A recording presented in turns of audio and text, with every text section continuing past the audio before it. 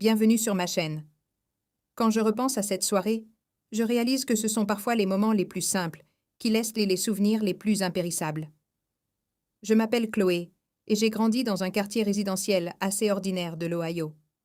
Notre maison n'était pas grande, mais elle résonnait de rires, de bruit et d'UV et bien incessant de ma famille. Mon petit frère Léo avait 3 ans de moins que moi. Pendant la majeure partie de notre enfance, il était du genre à me suivre partout comme son ombre. En grandissant, les choses ont changé.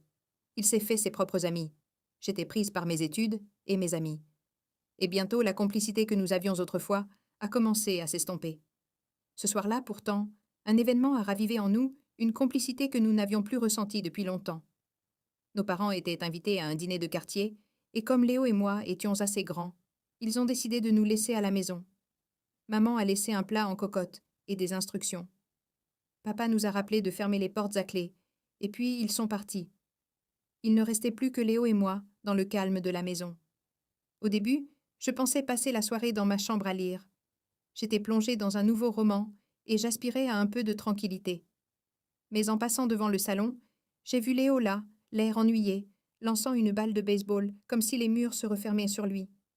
Son expression m'a interpellée. Je savais ce que c'était que de se sentir exclu, d'avoir l'impression que tout le monde avait mieux à faire. Et pour une fois, j'ai décidé de mettre de côté mes propres projets et de passer du temps avec lui, dit Léo HD en m'appuyant contre l'encadrement de la porte. Ça te dit de faire quelque chose? Il a levé les yeux vers moi, comme si je parlais une langue étrangère. Quoi donc?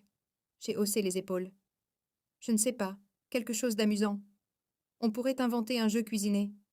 Et là, l'idée m'est venue, et si on construisait une cabane? Ses yeux s'illuminèrent instantanément. C'était le genre d'excitation que seul un adulte peut ressentir. Ce que les enfants ressentent pas généralement, c'est que ce soir-là, nous l'avons ressenti tous les deux. Il s'est redressé son ennui dissipé, comme les cabanes en couverture qu'on construisait quand on était petit. Exactement. Ah, je dis l'imaginant déjà. Sauf que cette fois, on est plus grand. Alors, on peut faire encore mieux une vraie forteresse. En quelques minutes, on traînait des couvertures et des coussins de tous les coins de la maison. On a tiré des chaises dans le salon, tendu des draps dessus comme des toits, empilé des oreillers pour former des murs et accroché des guirlandes lumineuses qu'on a trouvées dans un carton à la cave. Le salon s'est lentement transformé en une cachette scintillante. Léo et moi, on a ri comme on n'avait pas ri depuis des mois, en se disputant pour savoir quelle couverture était la meilleure pour le toit et qui s'occuperait de la partie ingénierie. Une fois terminé, ça ne ressemblait plus à une simple cabane. C'était une petite ville lumineuse. On s'est glissé à l'intérieur avec des bols de pop-corn, des lampes de poche et un jeu de cartes. Pour la première fois depuis longtemps, Léo n'était plus seulement mon petit frère. Il était comme un ami. On jouait aux cartes à la lampe torche, se racontant des histoires entre deux mélanges. Certaines étaient des aventures imaginaires, avec des héros et des méchants, d'autres des souvenirs de notre enfance. Comme la fois où Léo avait essayé de descendre l'allée en skate et s'était retrouvé dans un tas de feuilles, ou celle où je m'étais accidentellement teinte les cheveux en rose avec du coulet. Chaque souvenir nous faisait rire aux éclats. Soudain, les lumières ont vacillé dans la maison. Le tonnerre a grondé dehors, et la pluie a commencé à tambouriner aux fenêtres. Au lieu d'être nerveux, on s'est regardé et on a souri. L'orage rendait notre cabane encore plus chaleureuse, comme un refuge sûr à l'abri du monde. J'ai proposé qu'on se raconte des histoires qui font peur, même si on savait tous les deux qu'on n'était pas particulièrement courageux. Pourtant, Léo s'est lancé à corps perdu, inventant une histoire de cabane hantée dans un arbre à la lisière de la forêt, tandis que j'ajoutais des bruitages inquiétants avec ma lampe torche. Entre rire et frissons, j'ai réalisé à quel point ces moments m'avaient manqué. La vie était devenue si trépidante, et parfois je traitais Léo comme mon petit frère agaçant, plutôt que comme la personne qu'il était vraiment quelqu'un, avec qui j'avais partagé mon enfance, ma maison et tant de souvenirs. Au bout d'un moment, nous avons décidé de cuisiner ensemble. Le gratin que maman nous avait laissé était au frigo, mais Léo voulait tout faire maison. Nous avons pillé la cuisine, sortant de la préparation pour pancakes, des pépites de chocolat et tout ce qui nous tombait sous la main. Rapidement, la cuisine était un vrai chambre de bataille, mais nos pancakes étaient dorés et délicieux. Nous les avons rapportés à la maison. Nous nous sommes réfugiés dans la cabane, empilant les gâteaux sur des assiettes et les dévorant avec les doigts collants.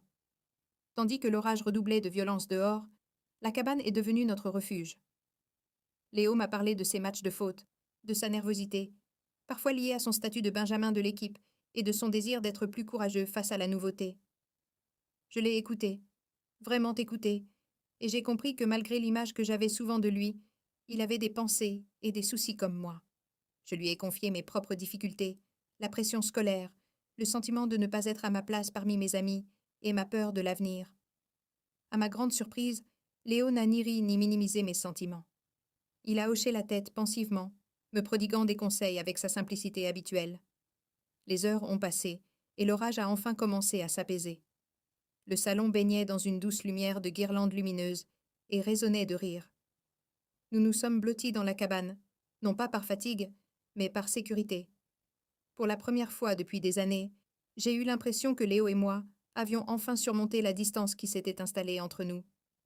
Quand nos parents sont rentrés, ils sont restés plantés sur le seuil, les yeux écarquillés devant le royaume de couverture que nous avions construit. Maman a ri. Papa a secoué la tête, mais tous deux souriantes. Heureux de nous voir réunis. Cette nuit-là n'a pas changé le monde. Elle n'a pas résolu tous les problèmes, ni rendu la vie parfaite. Mais elle m'a rappelé que la famille n'a pas toujours besoin de grands moments ou de gestes grandioses. Parfois, il suffit d'une suggestion, d'un simple. On fait ça pour transformer une soirée ordinaire en un souvenir précieux. Même aujourd'hui, des années plus tard, je revois encore la cabane qui brillait dans le noir, le bruit de la pluie qui tambourinait aux fenêtres et le rire de mon petit frère qui résonnait à l'intérieur. Et je me souviendrai toujours que parfois les plus belles aventures ne se vivent pas à l'extérieur, mais bien à la maison quand on choisit de profiter pleinement du temps passé ensemble. Merci d'avoir regardé. Abonnez-vous et partagez, monsieur.